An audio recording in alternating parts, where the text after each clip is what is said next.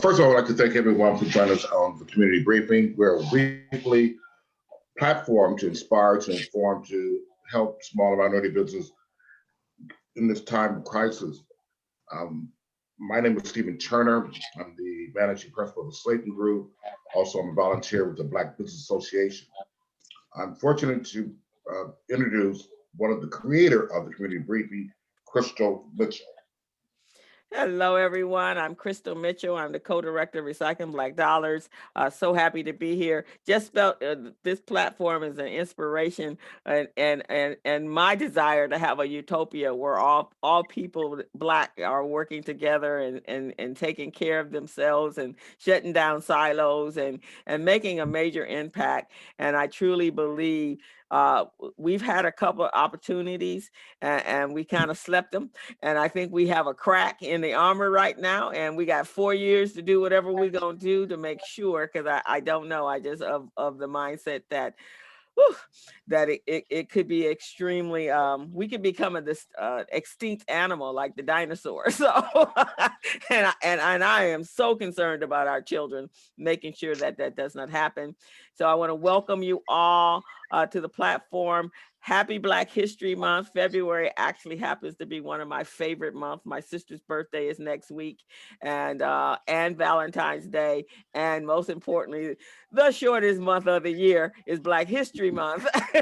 But we can make it really impactful by making sure we just pound all of the social media outlets with as much Black history as we can, and then extend it out 365 days. I want to wish a happy birthday to Mr. Skip Cooper. Today is his birthday, so we want to acknowledge Skip and what he's done out in our community. And so welcome.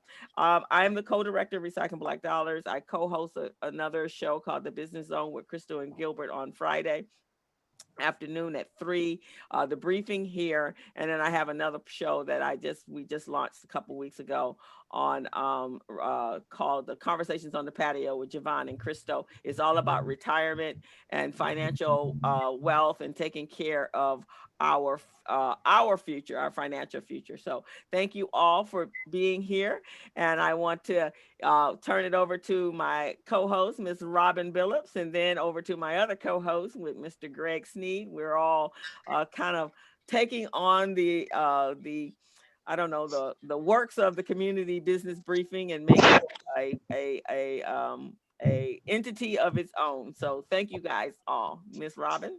Good afternoon. Good morning, guys. Again, I'm excited to be here. We have a wonderful guest today, as usual. You know, the whole mission is to provide information that you can go out and implement. And so again, as we talked before, as we build our calendar, we're constantly looking for professionals who can actually help us get the word out, get the information out to our community.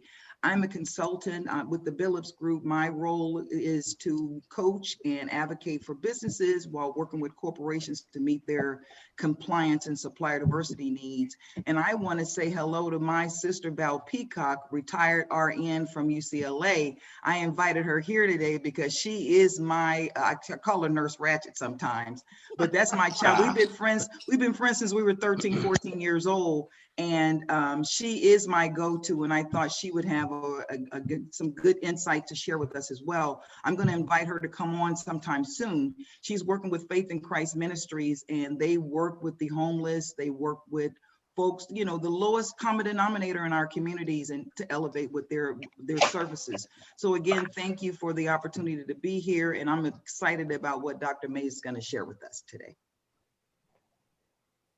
All right, Mr. Greg. Good morning, everybody, and welcome, Dr. Mays. She has a very extensive background, so bear with me while I take the next 30 minutes to go over her accomplishments.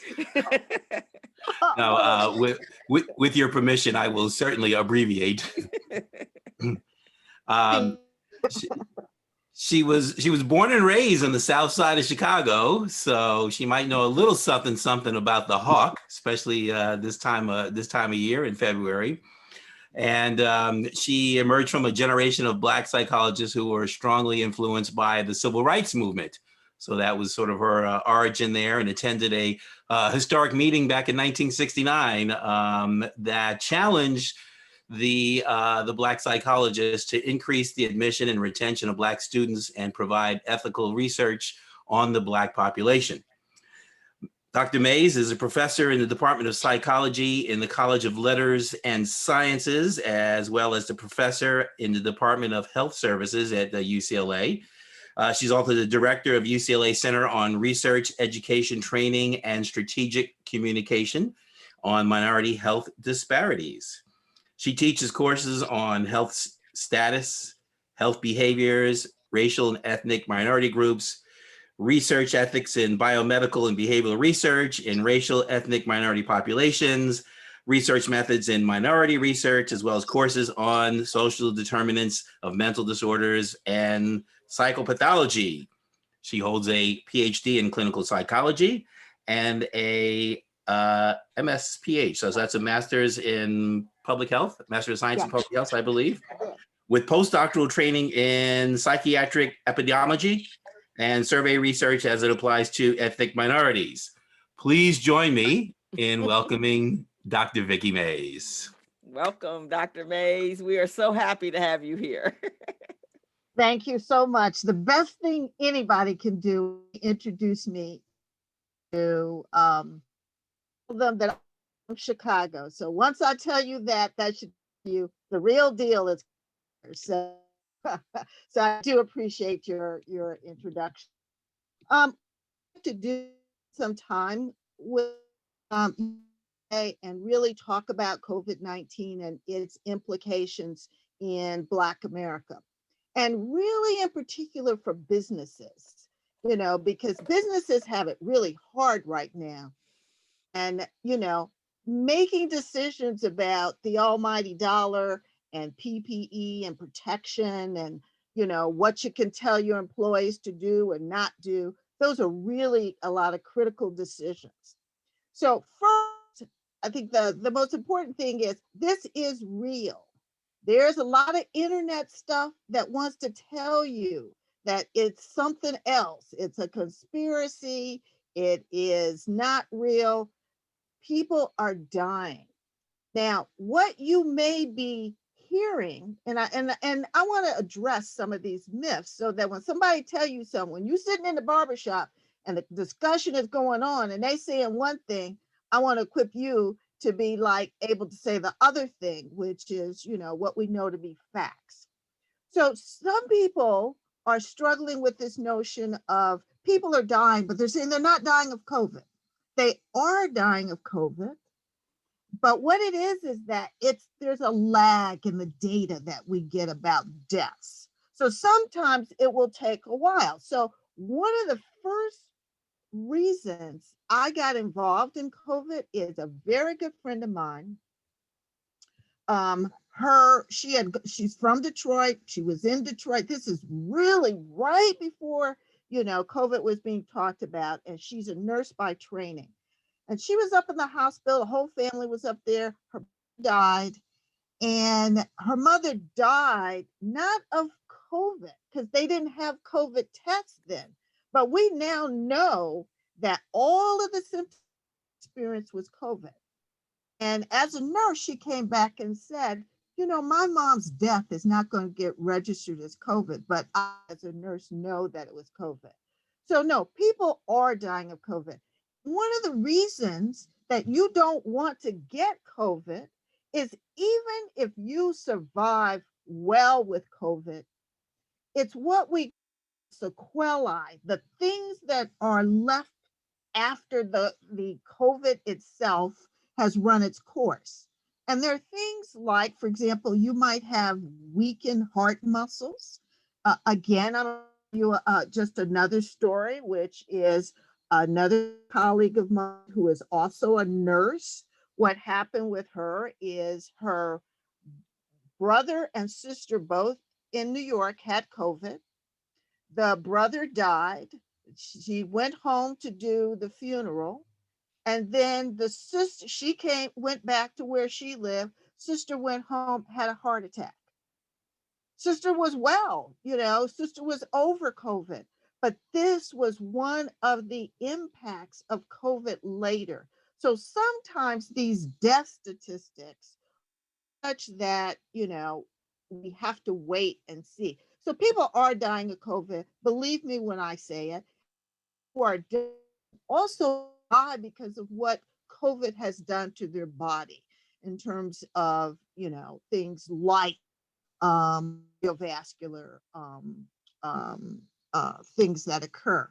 So that's number one. So you need to take this very seriously. Number two, the question comes up is, did they create this? Is there some problem in terms of, this is people trying to make money, etc.? Well, first of all, I've heard the discussion about Tuskegee, and I'm going to tell you, put that aside, because here's the difference. In Tuskegee, they kept something from us. They didn't tell us something, so we couldn't get something. That's very different than now when there's people. I consider myself a scientist, so I'm a scientist. So when you're thinking about me, I'm one of the people that is in there reading, questioning, you know, can interpret data. Hey, throw any of this data at me. And it's like, I can read it, I can question it, and I will speak up. So here and now, the only thing that's going to keep you from staying alive is you. If you don't want to go get a vaccine, now we're going to try and do all we can to make sure it's available. Now that's enough. We'll talk about that too. But in Tuskegee, somebody kept the information. They lied. Now ain't nobody lying. You know, they might be lying about, how many doses are available, but they're not lying about the fact that there is a vaccine and you need to consider whether to take that vaccine. And that's a decision that you should make with your healthcare provider.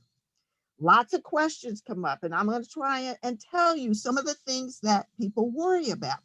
They ask a question: I have diabetes, I have kidney disease, I have this, bad allergies. All of these things come up. I want you to know that when they did the clinical trials, these clinical trials are a little different than the way clinical trials were done in the past.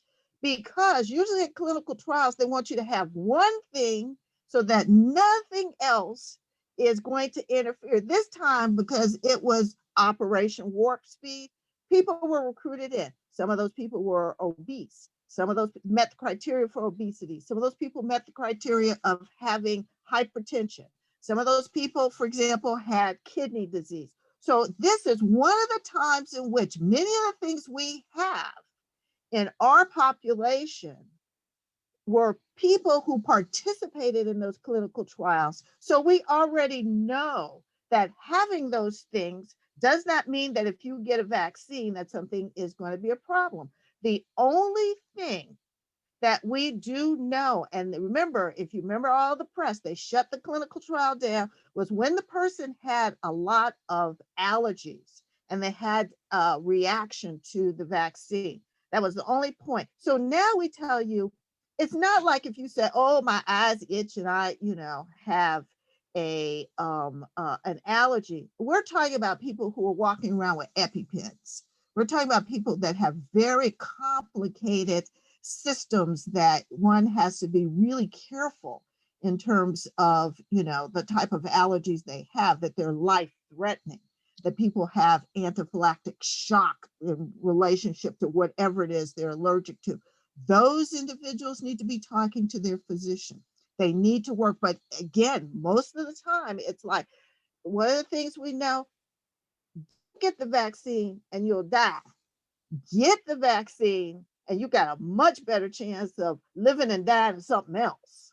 You're going to be around here for a while. So, to some extent, what will happen is your healthcare provider will really spend time, walking through with you the pros and cons. But from what we can see, you should, it's that you are better off to take it, because one of the things we know without a doubt, particularly as you age and your immune system gets a little weaker and not quite as protective, is that when that virus comes up in there, you are either going to end up not just being asymptomatic, you're more likely to end up, particularly if you're Black in America. And I'm gonna tell you, it's not something you didn't do, but I'm gonna tell you all the other things. But when you're Black in America and you've got these other things that you have to contend with, what happens with that virus is that you are then likely to get sick, is seriously sick. You're likely to be hospitalized, and you're likely to have to be, if it's a serious illness, you may have to, be intubated. So you don't want to go down that path. Take the vaccine, and if you still want to talk crazy about it, that's fine. But take the vaccine and have the discussions on the street, in the barbershop, wherever you're gonna have it. But at least, say, well, I'm gonna hedge my bets, you know. So if it's gonna do something and I'm gonna grow a different head or something, that's gonna be years down the road. So let me take it now. So there are just lots of reasons for you to think about taking it, because even if you are 20 years old and you think, I'm not going to get it that bad because I'm young, here's what we know is these sequelae. So you may end up, if you paid attention, we had an athlete that, being able to play sports anymore because his cardiovascular system will not allow him to exert himself at that level he did as an athlete. So even if you're 20 years old and thinking it's not going to be that bad, but this party going to be that good, you need to reconsider and think about their long-term consequences we're finding. So there's a lot of very serious things to be thought about in terms of this vaccine. The other thing I want to talk about is that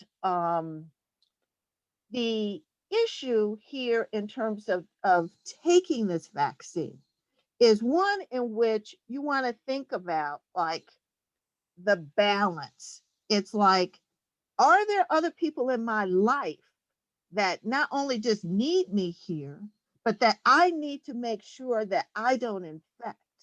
So you may be 20 years old, but it's like, if you infect your grandmother, if you infect your mom, if you have a little brother that has asthma and wheezes, you have a cousin that is, 14 and is overweight, you have to the fact that you are a part of a group of people, that you are not just you go party, do whatever you want to do, but that you are part of a group and that you may be asymptomatic, but that virus may come with you.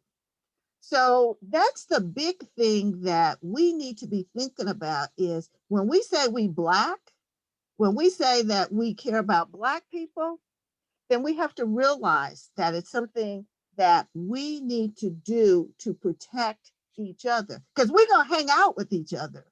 So, and we want to do that. So it really is a very big issue about what you do or don't do may contribute to the numbers of who does and doesn't have this virus.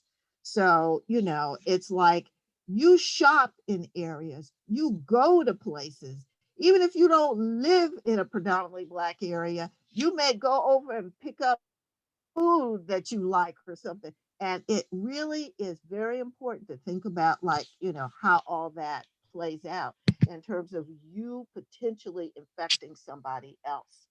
Dr. Mays, we have some questions that have popped up in our chat box. Oh, one of them, okay. And we'll read them out to you. In broad strokes, how is the vaccine different than any antibody cocktail medicines we've heard about, and any value in having both? Oh, you don't want to have both of anything right now. So it's like, I don't want you to overdo. So for example, if you're thinking about getting vaccinated, they'll tell you, well, if there's any other vaccination that you're going to take, it should wait. It's like, let it get in there, let it do its work. We don't need it to be having other things. So when you say, how is this vaccine different? The important thing about this vaccine is you're not getting, like a live virus. What you're getting is I don't want to get real, but what you're getting is like when you think about the the COVID virus. The COVID virus, you see little pictures and it has these little spike proteins on it. And so what you're trying to do is you're vaccinating in the arm. You're wanting that vaccine to go in and say, hello, if I see anything that looks like COVID, I'm going to give you an idea of what that is, so that what happens is that when COVID comes, it's not effective here. And so this virus is not impacting your DNA. When things impact your DNA, that's when you worry a bit more. This is an mRNA virus.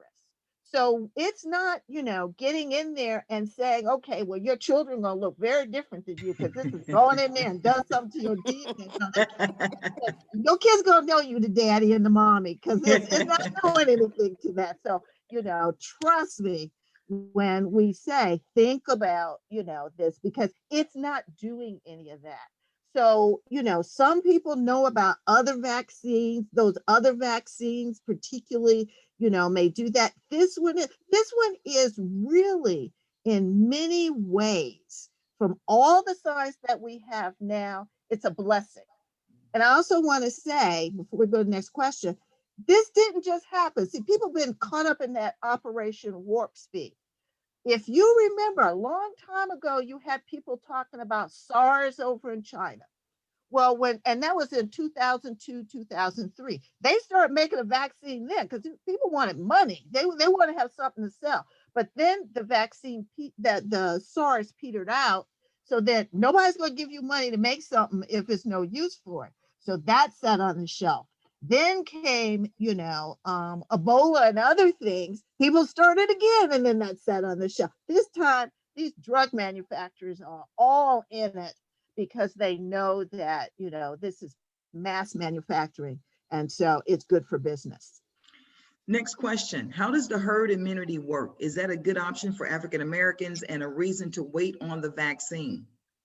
There is no reason to wait on the vaccine. There is no good reason to wait on the vaccine unless your healthcare provider tells you to wait.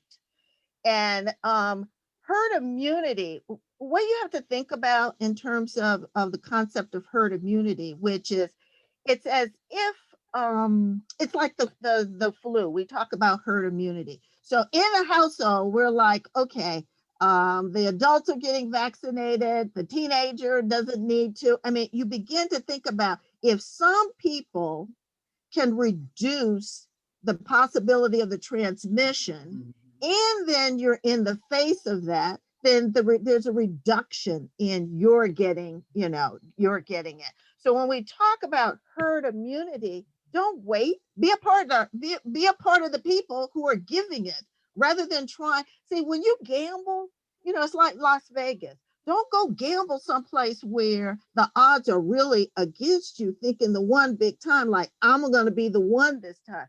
Don't play those odds this time, because there's too many people that have lost on the waiting and the feeling like, I have been in hair salons and other places where I have heard people saying, I take my vitamins, I'm a vegan, my immune system is very strong, but they're taking a risk. And this virus tells you, especially with the new variants that are coming, this virus is telling you, I'm pretty strong. So, and I'm stronger than what you're perceiving as usual exposures. This is the person that says, I don't get a cold, I've never gotten the flu, I don't take any of those. This is not the gambling time. I'm gonna step out just 1 minute, Robin. Is this virus unlike anything that we've ever seen in our lifetime? Because it seems like it, unlike anything that I know I've seen, anything that my grandparents or my parents have seen, it seems like it takes on a life of its own. It's actually not.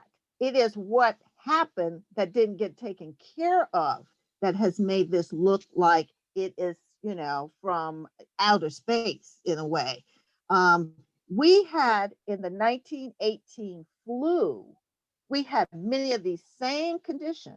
I have a colleague who's a Black woman who's MD, Ph.D. medical historian, and she talked about what happened in terms of the Black Americans during the 1918 flu crisis. And it was the same thing of, Black people then, Black nurses and Black volunteers were trying to take care of each other. We have not had either the resources, the will, and the capacity, which is starting to change now that we have a new administration in.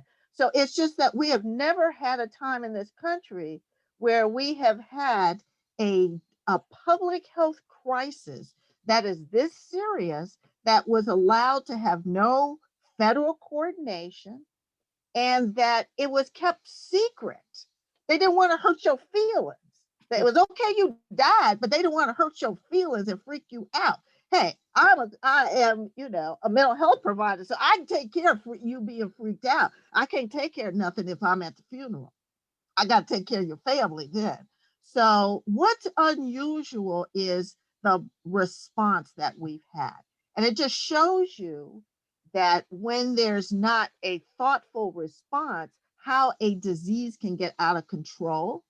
It shows you that the structural racism that exists in this country that makes us not have, the kind of built environment. Because in our work, what we came up with is how do you equitably roll this out? And we're like, there are a set of things you have to think about. If I live in a neighborhood where I can't even walk down the street because my sidewalk is so small, and I live in apartments where, there are 6 of us in what's really a 1 or 2 bedroom apartment, and we can't quarantine, those mean I have a greater vulnerability. And because of the economics that are necessary to really protect yourself, we ended up being more vulnerable. We don't have great access to healthcare. We aren't getting the information. We live in dense environments, So all of that is part of what makes us more vulnerable. It's not, again, just the pre-existing condition. So I don't want anybody beating themselves up that, oh, I have hypertension and I'm gonna die tomorrow. It's like, as I said to them, it's like you need to think about where you need to be. It's not about the Black people, it's about the Black people who are vulnerable. And they're vulnerable because of all the things you have not taken care of over time. We don't live in great environments. Our immune systems, we don't get great food. We're stressed because, and I have a study that's in process right now where what we looked at is one of the vulnerabilities right now are people who are being stressed because of the economics of what protection means. So if you lose your job, you can't pay your rent, and you can't feed your family, the stress that you experience is really impacting your immune system. Your allostatic load is not about, a stress in your head. It's also a stress in your body that makes you more vulnerable should you come into contact with virus. I think you got some more questions for me. Yes, you want to go ahead, Robin? Yeah, there's one. Is there a difference in the vaccines that require 2 shots versus the vaccine that requires only 1 shot? And do we have a choice? I'll say this. Yesterday, I have non-Hodgkin's lymphoma. I've been dealing with it since 2017. I just had my 2nd course of a shingle shot day before yesterday. And then yesterday, I was able to get my Moderna. Moderna. I was able to get my vaccine, okay? And I personally speaking, I think a lot of it is mindset as well. You have to help your mind talk to your body. So can you speak to that about these 2 different shots and, the choice and waiting? People are saying, well, I'm just going to wait and let everybody else take it and see what happens. And then finally, one other question that's in here, and I think wraps all of this together, certainly they're going after people who are the most vulnerable. But then again, when you look at who's working in restaurants and service people and lower wage earners, who are not actually being vaccinated, that becomes a problem too, I agree. So first of all, I'm gonna say it again, don't wait. So And also, I'm gonna give you something to think about. The 2 doses vaccine have been out longer. So if you I'm waiting, it's already been, out longer. So you get to see, if there's no reason to wait. You get to see. So if it were me, I would be, as soon as I can get it, taking it. Now there is going to be, but let me say one thing. There are going to be vaccines that are going to get the emergency use. They will be one shot, and it's going to depend on where you are in the list. So we might see, people who are younger ending up getting one shot because those things will be released later. Right now, it's like, in terms of priorities, healthcare workers. And remember, the healthcare workers are taking this vaccine. There's some that aren't, but so if you want to wait and see, they're working like dogs night and day and have taken the vaccine, and we're not getting any reports of anything that is very strange happening to them. So the big thing that we have to think about in terms of the 1 shot versus 2 shots is that, first of all, you don't get to choose. Right now, you can see there's a distribution problem. They're trying to get stuff out. There you go. Whenever your Hello. Hold on, your Kevin, number you're comes, you're unmuted, Kevin. Mute yourself. Thank you. Sorry, no, that's okay. Whenever your number comes up, you're going to get what is available. Now, having said that, one of the benefits of the 1 shot in our communities will be the capacity to actually set up vaccination pods a lot easier. Right now, it requires that if you're a small community practice, you need a freezer. You need one of those, minus freezers. And them things are expensive. And right now it's hard to get. It's like trying to get Bitcoins or something like that. You need to know somebody to get them because they're back. So we do have a distribution problem in our communities because we often don't have that resource. What's going to happen when the 1 shot comes is that so far the stability in that vaccine doesn't require the same kind of cold storage as the ones that we're currently doing. So I think that we have to think about that. That in and of itself is an inequity. So where you can set up a pod really right now in terms of setting up a place people can be vaccinated right now has a lot to do with the cold storage chain. So, we can maybe have greater distribution. One of the other questions that you asked about has a lot to do with this notion of equity. And this is the big issue. So we came up, my team at UCLA, we came up with a model that we think is the way in which to determine vulnerability. But regardless of all of that, I'm going to tell you what I think is at the heart of most of this, which is the difference between being an essential worker and risk that comes from essential work.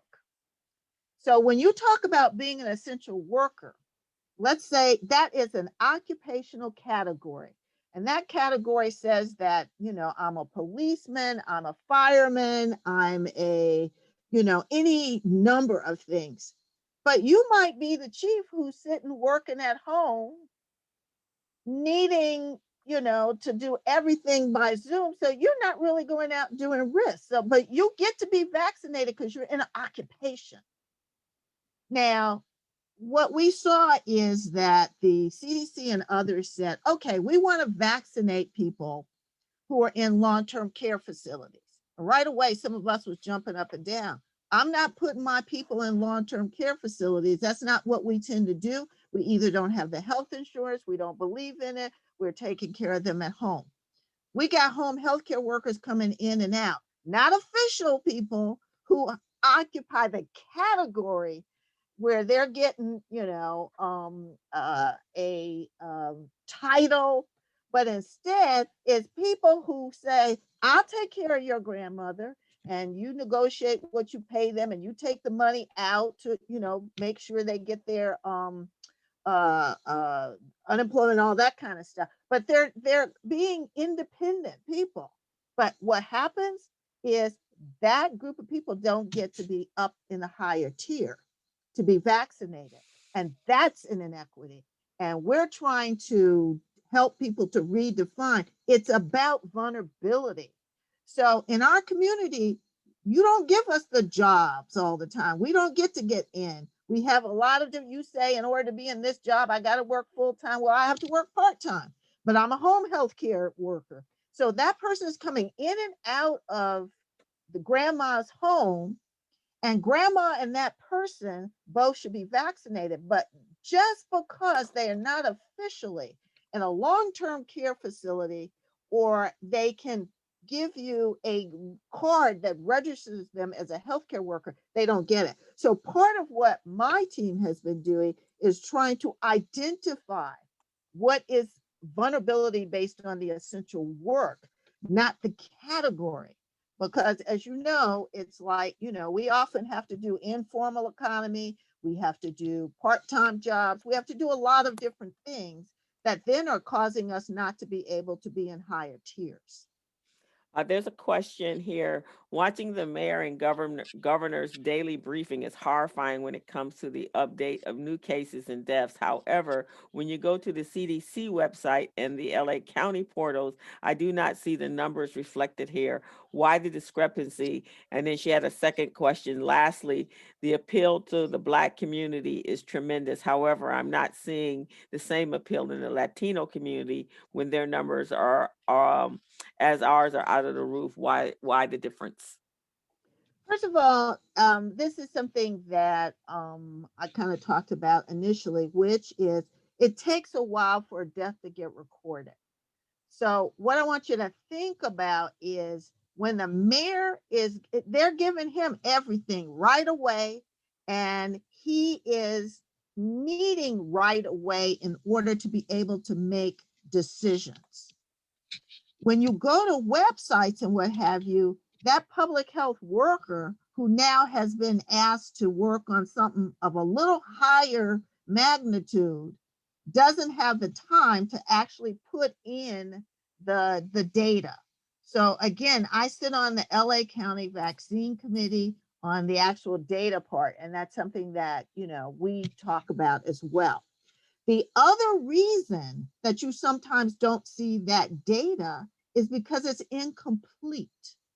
They haven't finished finding out an age, or they didn't have the race, or there was something they didn't have, and that not having it means it can't be up as an official statistic. But the mayor and the public health decision makers have that data that they're able to use, and they're getting it kind of quickly in real time. I would have to say that the Latinos do have, I think, a fair amount of discussion about this issue, as we are. And it may be that how it's being done, which is, Telemundo, Univision, it may be that it's in the networks where it's that you're not in, but believe me, they're at the tables. And even in greater numbers, what they're doing is asking, because, for example, language is a big deal. If you notice, most of everything that gets talked about is being talked about in English. So at UCLA, in the UCLA health system, part of what they were making sure is that we have people who work at UCLA who often communicate in Spanish. So they are holding special sessions to make sure that they get the information. But what you're not seeing is that I think that that's happening, but they're not being pushed out in the same networks that you're in. They're being pushed out probably in the non-English networks. Is there, and we have another, Emma's going to talk about the SBA, but is there, I know during the holidays, there was a number of us that there was an outreach to keep us at home and safe during the holidays because there were so many people going out Oh, there.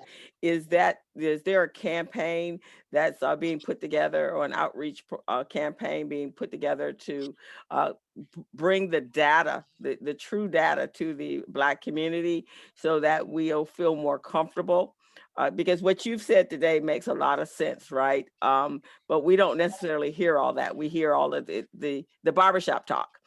So is there some specific medical data that's coming together that we could disseminate out through our organizations to make sure that our people are protected? First,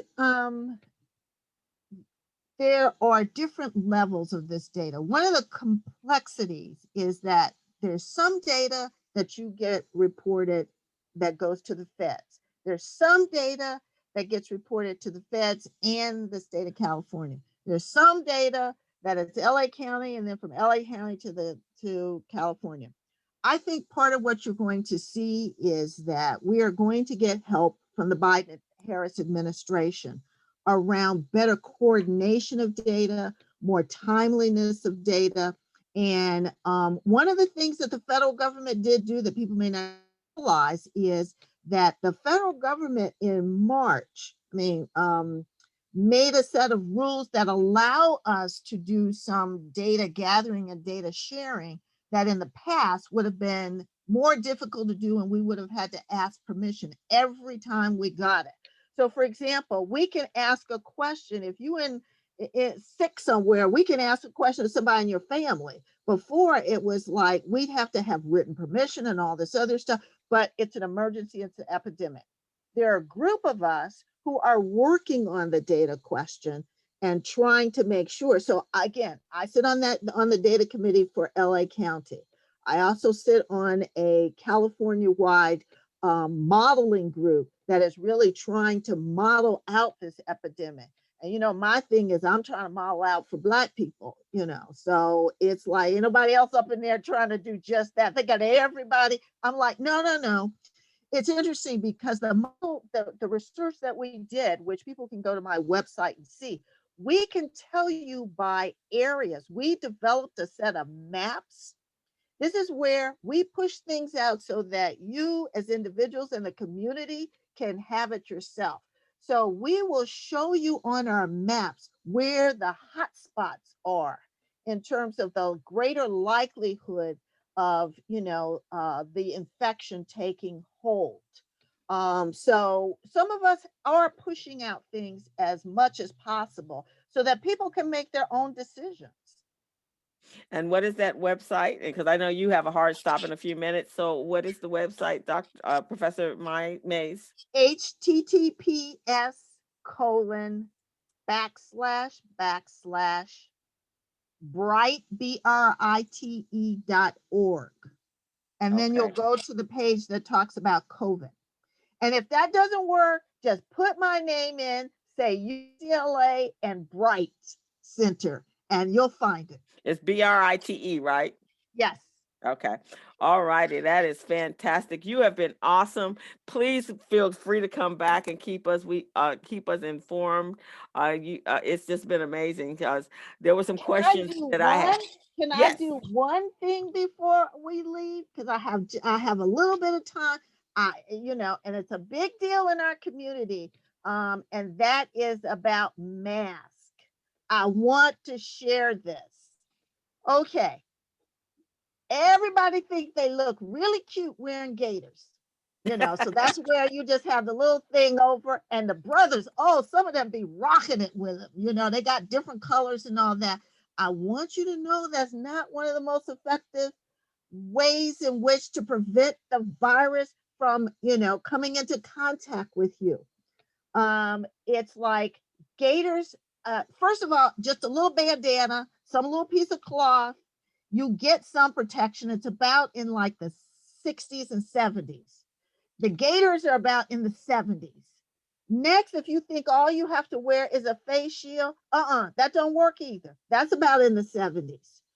I want to tell people, rock your mask with a 2 to 3 ply. And now, because the new variants coming out may be so easy to infect people, we're telling you nothing less than wearing a mask that has 3 ply. So don't be buying that little $5 mask that's sitting there on the street corner that the people are selling. I know we want to keep the small business owner, but if he can't give you or she can't give you 3 ply, don't buy it. So that's just my last word, which is you need to learn about masks. And again, on my website, we got a bunch of stuff that we have there that do all kind of instructions, but you know, I just want to make sure that you know that you need to be wearing a good mask and don't wear it too many times. So in the small businesses, you might think about gifting a mask to your employees and having a little lesson about, if you're working around here, I want people to feel that they're really protected. So here's the kind of, I'm gonna tell you, when I step up in a business and they're all in there wearing gaiters, I'm out of there as fast as I can get out of there. Or sometimes if it's too many people, then I don't stay up in there. I don't even go in. So, you know, if you want to know how to get business, it's like have your employees model that you believe that this is a serious virus. Thank you so much. And Bianca actually is a distributor of safety masks. She has the KN95, so five ply masks for protection. She's got 5 ply. So some of you, she sent me out a blast this morning, so I'm gonna order mine. And Professor Mays, you have been awesome. Thank you so much. Please come back. Please send us information. We will make sure it's disseminated out. You have just brought so much value to understanding what's going on. And I think in our community, we have to hear it. We have to hear it from the people that are sitting at the table so that we'll know that it's true. I appreciate you all because you are trying to keep us all here. We want to be together to laugh another day. And so I want to say thank you and bless you. Thank you so much. We so appreciate it. That was awesome, guys. You're getting much big ups on social media. Thank you.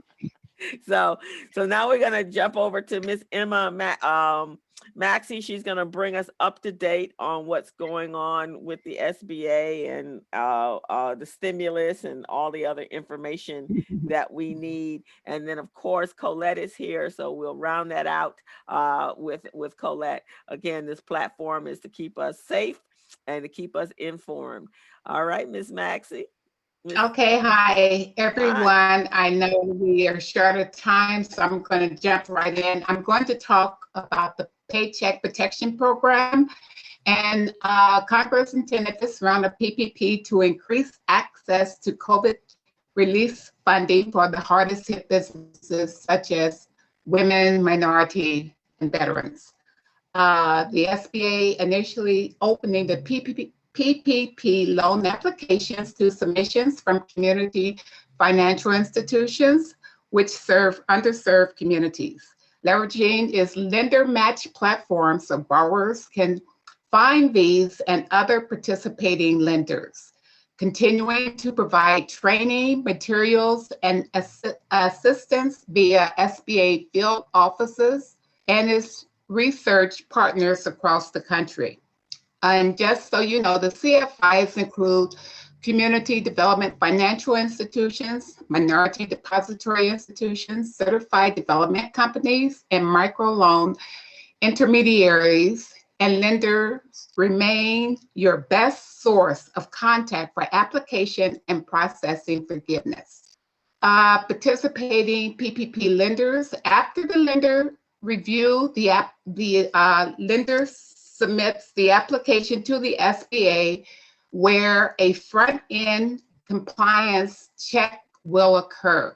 And to reduce fraud, there will be a time lapse between when the lender submits the PPP application information to the SBA and when the SBA provides an SBA loan number to the PPP loan applicant back to the lender. Once the SBA provides the lender with the loan number, Per regulations, the loan should fund in about 10 days. PPP opened first and second draw applications to all participating lending institutions as of January 19, 2021. March the 31st, all PPP applications must be submitted. Information about the first draw loan is for eligible applicants that did not receive a PPP prior to August 9th of 2020. The PPP eligibility now includes additional types of entities. Covered eligible expenses are expanded, and eligible expenses now include payroll costs, rent, mortgage, interest, utilities, operating expenditures, and certain property damage costs, supplier costs, and worker protection expenditures. The borrowers can now select a covered period to use the PPP proceeds anytime between 8 and 24 weeks after disbursement. Certain borrowers may request an increase to their original PPP loan amount. Again, you must apply on or before March 31st, 2021, or until congressional appropriations expire. The first draw PPP loan eligibility must comply with size standards, eligibility and criteria, and certain limitations. General eligibility for entities with 500 employees or fewer, certain entities that meet the SBA's alternative size standard, for profit only, or SBA size standards for those particular industries may be eligible to apply. Section 501c6 organizations exclude professional sports leagues and organizations with the purpose of promoting or participating in a political campaign or other activities. New eligible for this is housing cooperatives, destination marketing organizations, certain 501c6 organizations such as Chamber of Commerce and eligible news organizations. And of course, still eligible are business entities such as partnerships, corporations, and LLCs. Sole proprietors, independent contractors, self-employed individuals, and 501c3, nonprofit organizations, and 501c19 veteran organizations and tribal businesses. So we're going to talk about the second draw PPP loan, and this is for borrowers that previously received a PPP loan, have 300 employees or less, and suffered a 25% reduction in gross receipts. And for most borrowers, the maximum loan amount of a second draw PPP loan is 2.5 times the average monthly 2019 or 2020 payroll costs, up to $2 million. For borrowers in the accommodations and food service sector with the NAICS code of 72, the maximum loan amount for a second draw PPP loan is 3.5 times the average monthly 2019 and 2020 payroll costs, again, up to $2 million. And some borrowers, not that they are self-employed, may also use the precise 12-month period prior to the date of application to calculate the average monthly payroll costs. The second draw PPP loan eligibility, you must have previously received a first draw PPP loan. You must provide the SBA, your SBA number when applying for the second loan. You should have that number in your records, or your lender that you work with prior to can provide that information to you. The SBA will not be able to provide that number, just so that you know. Additional eligible criteria, you have you have to use the full first draw PPP funds to be eligible for the second PPP loan to be dispersed. And you have to have no more than 300 employees. You can demonstrate at least a 25% reduction in gross receipts between comparable quarters in 2019 and 2020. And for the PPP loan forgiveness, and I'm going really fast through this, the borrower must apply for forgiveness through the lender. Lenders submit the borrower's forgiveness decision to the SBA, and updates per the Economic Aid Act is that the idle advances are no longer deducted from the forgiveness payment. Forgiven PPP loans are not taxable income. Expense paid with PPP loan funds are now tax deductible, and you should consult your IRS for details. And expanded forgivable expenses are permissible for any PPP loan not already forgiven. Just keep that in mind. And coming soon, we will be simplifying the forgiveness application for PPP loans $150,000 and under. Please do not hesitate to apply. If there is any doubt that you may qualify, please talk to your lender. And there is significant money, $285 billion for this PPP round for loans, both the first and second draw. So it's very important that everybody can probably try to get this. There's no credit requirement. The loan is forgiven if used the right way and could be treated as a grant. You do not have to use your home, business, or any other collateral, and no tax consequences. The loan is 100% guaranteed by the federal government, so the lender will not be affected if the loan defaults. So what do you do now? Okay, we do have resources. You should contact your lender. If you do not have a lender, find one on LenderMatch at sba.gov/LenderMatch, and we'll try to put that information in the chat box. You can visit www.sba.gov/PPP for the most up-to-date documents. And we do have additional resources. You can contact the local SBA district office or resource partners at sba.gov/local assistance. And you can also contact us at the LADO SBA.gov or LADO Lender Relations at SBA.gov. And I know that's a lot. We'll try to put that information in your chat box. And for best sources of accurate information for all economic aid programs administered by the SBA, definitely go to www.sba.gov coronavirus relief.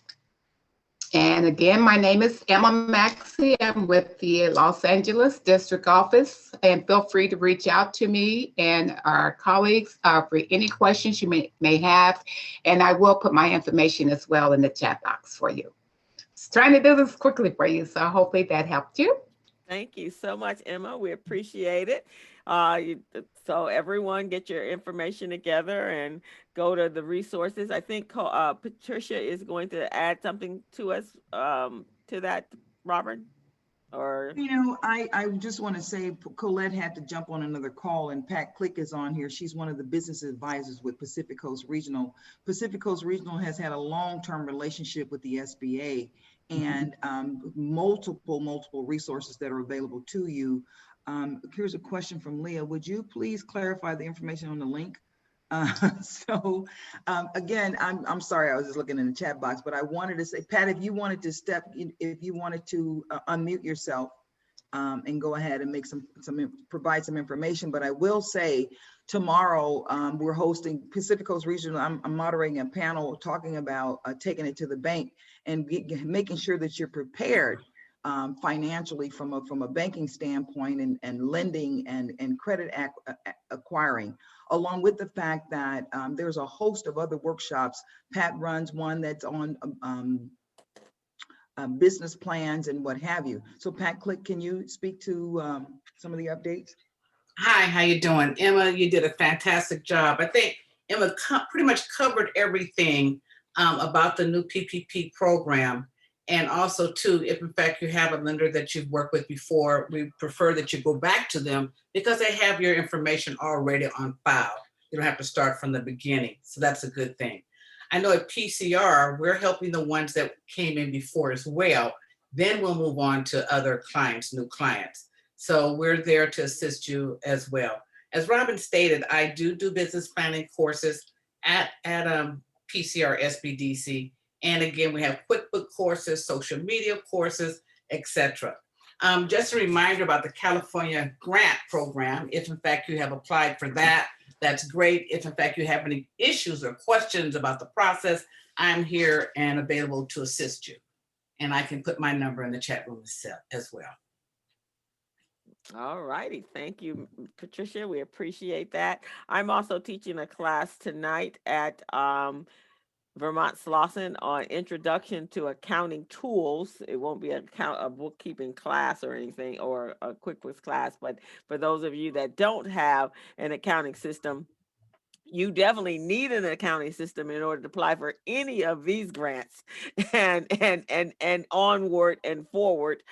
So if you're looking to find out which is the best one for your particular company, then you can tune in today. You have to go over to Vermont Slauson's website, which is vdesdec.org, and sign up for that. And the other thing in the chat room, RBD is partnering with a Black-owned beauty supply store on La Brea, which is right across the street from Ralph's at Centinela and La Brea at 933 La Brea. And we are supporting this Black-owned beauty supply store so we can make sure that they are recognized in the community as selling products to Black people. We are the #1 purchaser and consumers at beauty supply stores. So let's make them Black. How about that? and RBD walks the walk and talks the talk. And also, when they reached out to us to support them, they're going to be providing a 10% a donation to RBD for anyone that comes in and for any sales that is taking place on that day. So look in the chat room. Everyone can use some edge control, some shampoo, some hair, some eyeshadow. So go stock up. So Not all of us, not all of us. they got some gel and some shine for the top of the head. So instead of just going to a beauty supply store that don't look like us, why don't we support one that does? And they're really cool people, huh? Crystal, to your point, for the fellas, you know, a gift certificate at a beauty supply store is a wonderful gift. Yeah, that is a wonderful, put it in a nice little bag. That's a wonderful gift. You got Valentine's, you got birthdays, you got Black History Month you might want to celebrate. Again, let's support these businesses. We have a lot of regulars who come on here regularly, who are here with us weekly, I should say. And Ardina, you know, again, does photo restoration. She does graphics. She does backdrops. She does backgrounds, I should say. And then two, I also want to say, Amine, I never say her name right, but I want her to talk about, she just received a wonderful, wonderful recognition. And I want her to give us, you know, a little snippet on that, because again, we want to celebrate the folks who work with us here weekly to make sure that we're up to speed. Oh, thank you. I wasn't expecting that. I know. quickly. No, it was just, I'm humbled actually.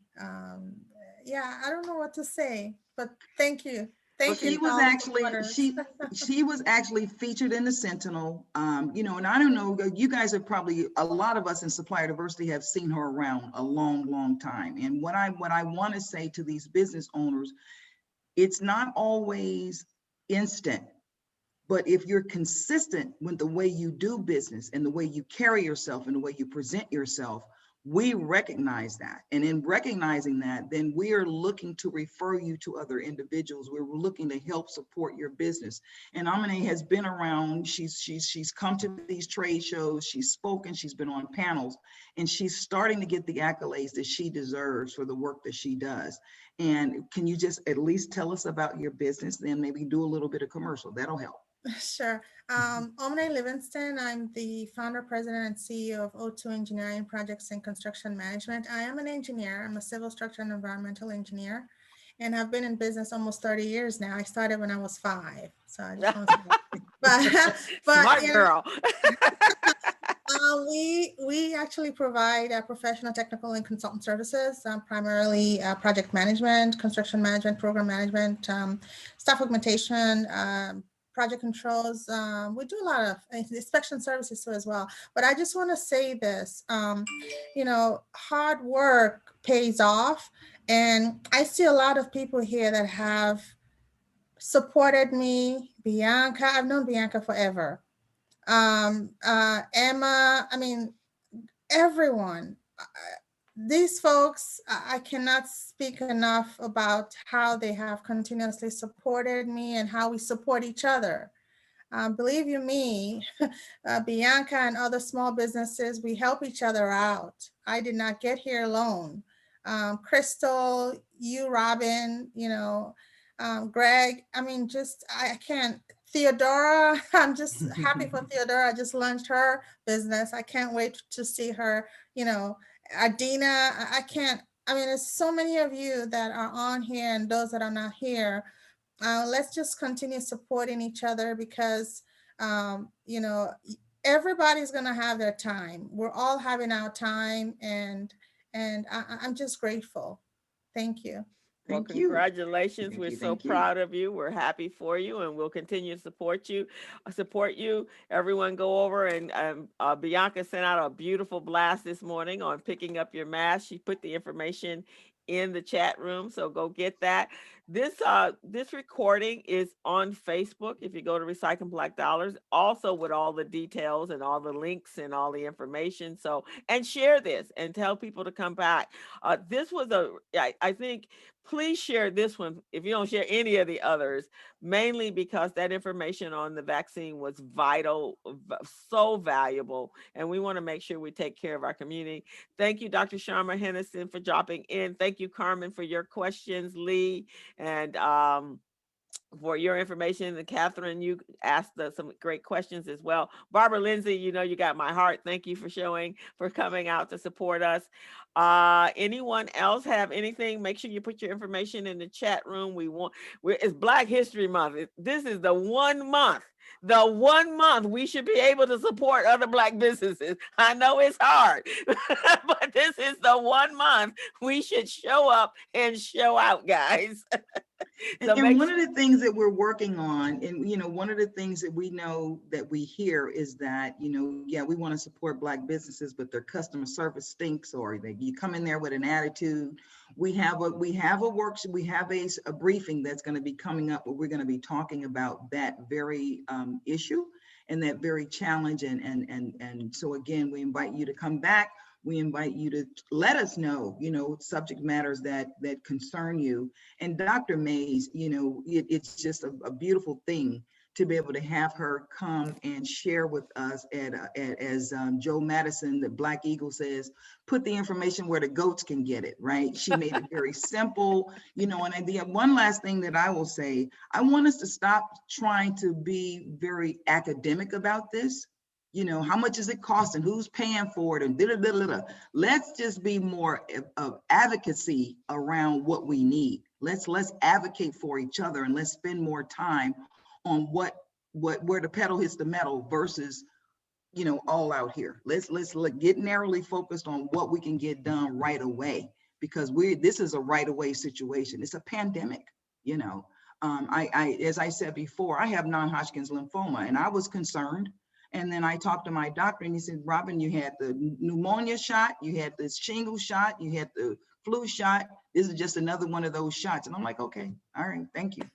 And then like I said, with the Moderna, there was a Black female was at the table, scientists at the table. So again, our voices are being heard and our voices are being supported. And now the challenge is getting it getting the distribution and getting enough people with the vaccine.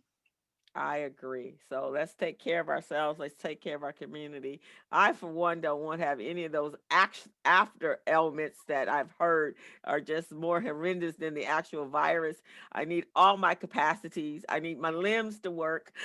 I need my voice to work. I need all body parts working at 100% optimum. I'm not trying to get coronavirus or anybody else's virus. So, and so when it becomes available, for me, I guess I'll stand in line and get it. I am one concern. I have a shellfish allergy, and it's a severe one. So I do need to know what's in that shot that I'm going to be getting. Other than that, that's my only reservation. So I want to thank you guys for, again, coming out. Please continue to support us, and please continue to come out every Thursday. We always have somebody else great going to be here. So we have a great guest coming out next week. So we'll make sure you know who that, we'll put that information out there. So please share, please support, and we're supporting you because it is what month? Black History Month. All right, guys, have a great one. More power to the people. Thank you, Crystal and Robin. You're welcome. I put the Pan-African Film Festival information in the chat. I did, and I put it out on all of the out on our whatever this is, on Facebook Live as well. All right. And for Black History Month, we launched our Got 20 campaign, and we are offering 20% off. Right now, I've got these free emergency contact cards. Think about it. You've got a cell phone. You've got a lock on your screen. If you were to fall, they cannot get into your phone. So I'm willing to give away these cards for free that have 2 people that are important to you that they can contact. Keep it in your purse, keep it in your wallet. It just makes sense. Well, that's great. I could use one of those. We got some drawings happening on Saturday. So if anybody want to give a discount card for a restoration, I will make sure that it gets out while we're over at the beauty supply store. But don't forget your beauty supply store, guys. I'm saving up everything that I would have been going to the Koreans again. I'm going to Glow and Fro on Saturday. Okay. Well, we're gonna make it over there too. Okay. Mama says hi, Crystal. Hi, Crystal. Bye-bye. Have a great day, guys. Be safe. Right. Wear your mask. All right. Thank you. Wear your mask. Thank you. Bye. Bye-bye. Thank you, Amini. Congratulations. Thank you.